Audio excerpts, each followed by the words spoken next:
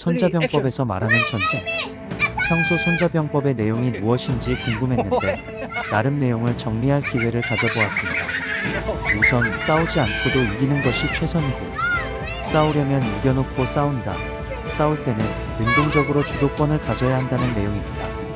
전쟁 자체를 즐겨 전쟁을 위한 전쟁은 필시 절망적인 결과에 이른다.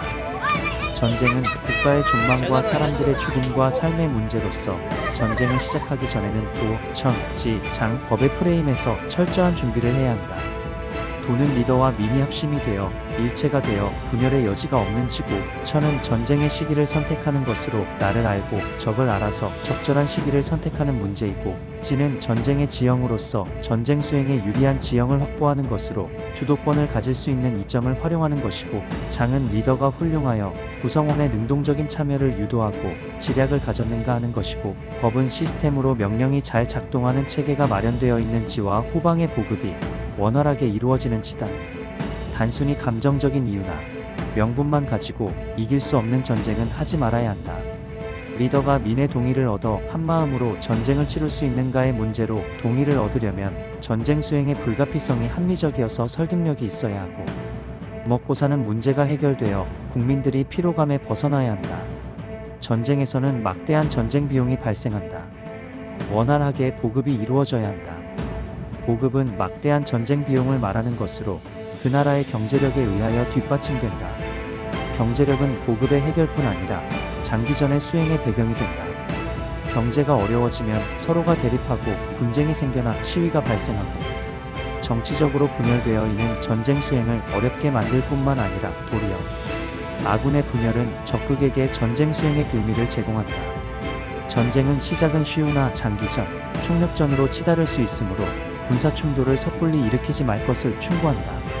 상대국에 대한 모략과 정보활동으로 적국의 유능한 장수가 전쟁에 참여할 수 없게 조성하고, 경제적인 지원을 끊고 반대 여론을 일으키는 등으로 적국이 분열되면 아군의 입장에서는 전쟁 수행이 수월해진다. 적을 알고 나를 알면 100번 싸워도 위태롭지 않다고 하여 정보력의 중요성을 강조한다. 정치적인 교만으로 전쟁의 전문가인 장수의 의견을 무시하고 과도하게 간섭하여 임기응변을 어렵게 한다든지 정치가가 미시적인 군사명령을 한다든지 하는 상황은 결코 전쟁에서 유리할 수 없다. 리더의 인격이 어떠한지도 파악되어야 한다. 리더가 적국의 모략에 쉽게 넘어간다면 전쟁의 성패는 결정된 것이다. 군인들의 사기는 어떠하고 죽기 살기로 다투는 절박함에 빠져있지 않은지도 계산해야 한다. 그러한 상황에서는 서로에게 심각한 피해를 줄 수 있으므로 전쟁에 뛰어들지 말아야 한다. 공격은 수비보다 훨씬 어렵기 때문에 적이 공격을 하더라도 수비를 먼저 한 후에 기습하여 상대의 허를 무너뜨리는 것이 유리하다. 전쟁을 하려면 이겨놓고 시작하고, 전쟁에 승리하더라도 전쟁을 통해서 취한 것이 없다면 모두가 진 것이라고 설명하여 이점이 있어야 후회 없는 전쟁을 할 수 있으며, 오로지 명분을 위한 전쟁은 불행한 결말을 가져온다. 전쟁을 오래 끌면 사람들이 고통을 받고, 국가 재정은 고갈되는 부정적인 영향이 크므로 속전속결을 원칙이다. 그리고 적을 무너뜨리고 없애는 전략은 차선책에 불과하다. 최소한의 노력으로 최대한의 성과를 위해서는 적이 온전한 상태로 항복을 받는 것이 최선이다. 아군의 적은 수의 군사로도 적절한 시기와 장소를 선택하면 힘을 집중하여 적군의 10배나 되는 전력을 무력화시킬 수 있다. 손자는 그야말로 경제, 정보, 리더십, 군인의 사기, 정치, 외교 등 모든 상황을 파악하여 전쟁을 시작하라고 한다. 승리가 가능하다면 속이는 모략과 적국에서의 정보활동도 마다하지 말아야 한다. 명분, 의리는 그 다음의 일로 전쟁에서 패하면 나라도 존재할 수 없고 사람들이 죽는 절박한 문제에 부딪힌다. 감정적인 전쟁 수행도 마찬가지다. 리더가 교만에 빠져 있다면 이 또한 패배의 원인이라고 설명합니다. 교만이 무서운 이유는 보아도 볼 수 없어 객관적인 상황 판단을 어렵게 하기 때문이다. 손자병법에서 지는 지형의 유불리를 따져서 전쟁을 수행하라는 것으로, 현대전에서는 지형보다는 공군력과 미사일의 사거리 및 속도, 인공위성을 통한 정보 습득, 잠수함의 투입으로 정보의 불확실성의 조성, 전차의 성능이 더 강조된다. 전쟁을 수행하기 위해서는 세력의 규합과 분열을 초래하고 심리전의 연속인 외교관계, 지피지기를 위한 정보 취득, 막대한 손해를 피하는 적절한 시기 선택, 전쟁을 수행을 가능하게 하는 효율적인 시스템은 필수적이다. 손자병법을 통해 본 러우 전쟁. 러시아가 전쟁을 일으킬 때 몇 주 만에 소기의 성과를 올릴 수 있다고 생각하였지만 생각 외로 우크라이나의 대립의 의지와 자발성이 발동되어 실패하였다.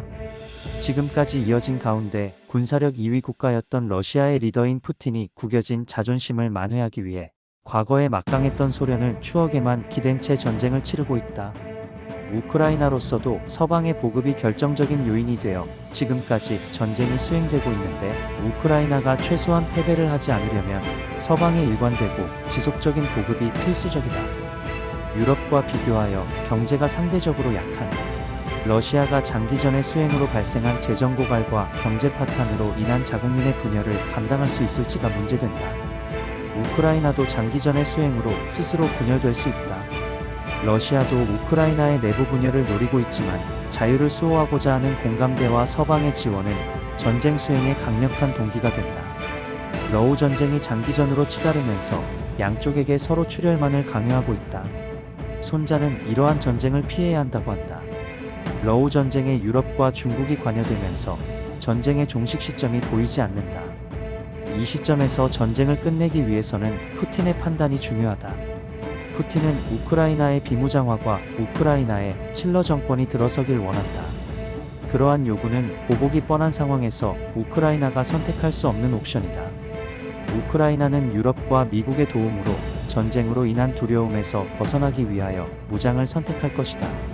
러시아가 이미 점령한 지역을 차지한다고 하더라도 모스크바와 더 가까이 나토가 진출하고 군사적으로도 견제를 받게 되므로 러시아는 잃는 것이 많다.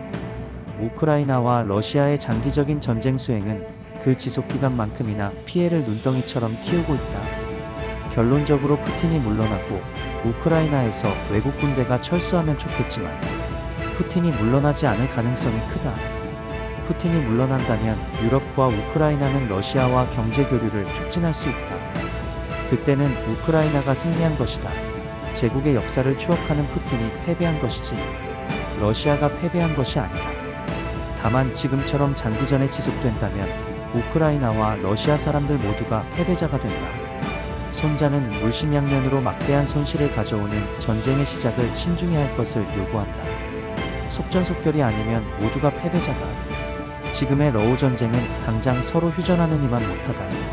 손자는 싸우지 않고 이기며 이겨놓고 싸우고 싸우더라도 전쟁을 리드를 하여야 하고 피해를 최소화하여야 하며 적을 파괴하기보다는 온전한 상태로 항복받는 것이 최선이라고 설명한다. 객관적이고 합리적인 결정을 위한 정보와 다양한 의견의 청취, 추가하여 모략과 정보활동, 전쟁의 연속인 외교를 통한 유리한 환경의 조성, 전쟁 수행을 위한 원활한 보급과 그것을 가능하게 하는 경제력의 중요성을 강조한다. 손자병법은 단순히 이기는 기술만을 전달한 것이 아니다. 물론 이기는 기술도 설명한다.